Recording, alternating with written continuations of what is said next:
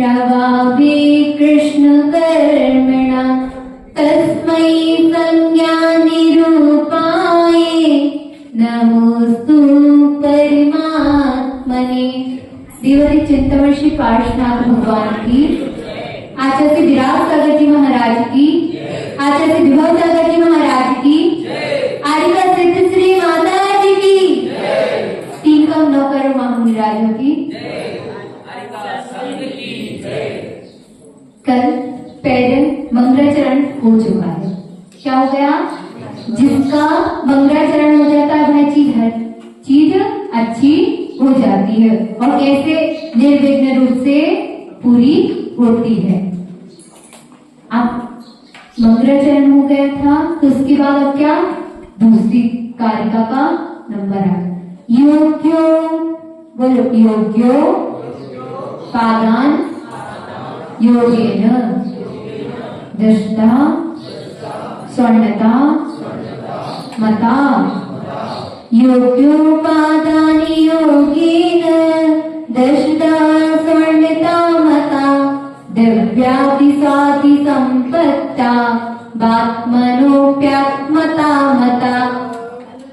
योग्योपादान योगेन दृष्टा स्वर्णता मता द्रव्यादि स्वादि संपत्ता बात मनो प्यार मता मता।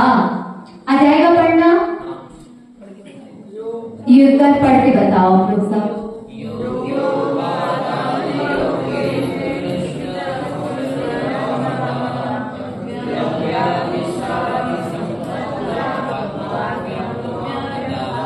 नहीं आ रहा ना पढ़ना? योग्योपादानि योगेन दृष्टा स्वर्णता मता द्रव्यादिसादि संपत्ता बात्मनोप्यात्मता मता।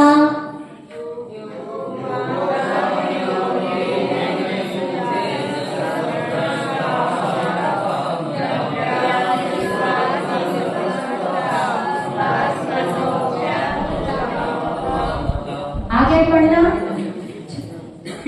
यानी योग, योग यानी योग उपादान के योगेन मिलने से, दृष्टा यानी जैसे स्वर्ण पाषाण को स्वर्णपना प्रकट होना हो गया, स्वर्णमता यानी स्वर्णपना प्रकट होता, उसी तरह द्रव्यादि स्वादि सुद्रव सुकाल और सुक्षेत्र संपत्तौ यानी कारण रूप सामग्री के मिलने पर आत्मान अपि संसारी आत्मा को भी आत्मा आत्मता यानी शुद्ध आत्म स्वरूप की प्राप्ति होना, मता यानी माना गया है।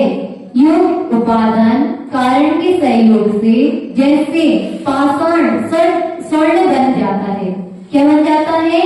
योग उपादान पाने से पाषाण भी स्वर्ण बन जाता है, वैसे ही सुद्रव सुक्षेत्र और सुकाल सामग्री के मिलने पर जीव भी चेतन रूप परमात्मा बन जाता। कार्य के दो उपादान होते हैं, एक तो उपादान और दूसरा निमित्त।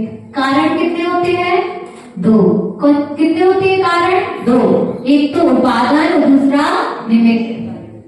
उपादान कारण और निमित्त कारण। उपादान कैसा? वह जो स्वयं प्रकट परिवर्तन हो जाता है। कैसे? वह स्वयं ही परिवर्तित हो जाता है, वह उपादान है। और दूसरा क्या है? उपादान कारण के सिवाय अन्य जो कारण कार्य रूप होने के में सहायक होते हैं। क्या होता है? पहले में तो स्वयं की शक्ति होती है, दूसरे में सहायक होते हैं, वह निमित्त होता है। और जिसमें स्वयं की शक्ति होती है वह उपादान, और जिसमें कार्य को करने के लिए दूसरी की जरूरत पड़ती है वह निमित्त होता है। जैसे अब सोने को स्वर्ण बनाने के लिए आप लेके आए हो, तो वह उसका निमित्त क्या है? आपने पहले उसको पाषाण को खदान में से। खदान क्या हो गई? निमित्त हो गई। और उपादान क्या हो गया? स्वर्ण। वैसे ही आप मंदिर आ रहे हो, क्या आप मंदिर आए तो पहले से आपने सामग्री को इकट्ठा करना पड़ता है ना, तो वह क्या हो गई? आप में शक्ति है मंदिर आने की, मगर उसके लिए भी निमित्त क्या चाहिए? मंदिर।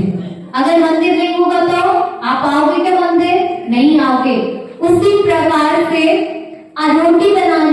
रोटी बनाने के लिए गेहूं में शक्ति है क्या? रोटी बनने की है, मगर उसको उपादान निमित्त तो कुछ ना कुछ चाहिए पड़ेगा। निमित्त क्या हो गया? पानी, उसमें अग्नि। अग्नि कैसे? अब आप अग्नि की निमित्त थोड़ी होगी, आपको उसको पहले उसको आटे को गौंथना पड़ेगा, तो उसमें पानी भी निमित्त है। फिर उसको अब हाथ से रोटी बन जाएगी क्या?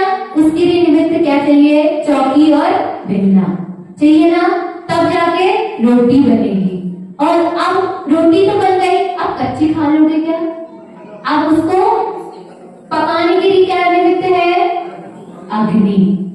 ऐसे ही जैसे अब आप मंदिर तो आ गए, आपको इधर वैसा वातावरण ना मिले, आप उपादान करके तो मंदिर तक तो आ गए ना।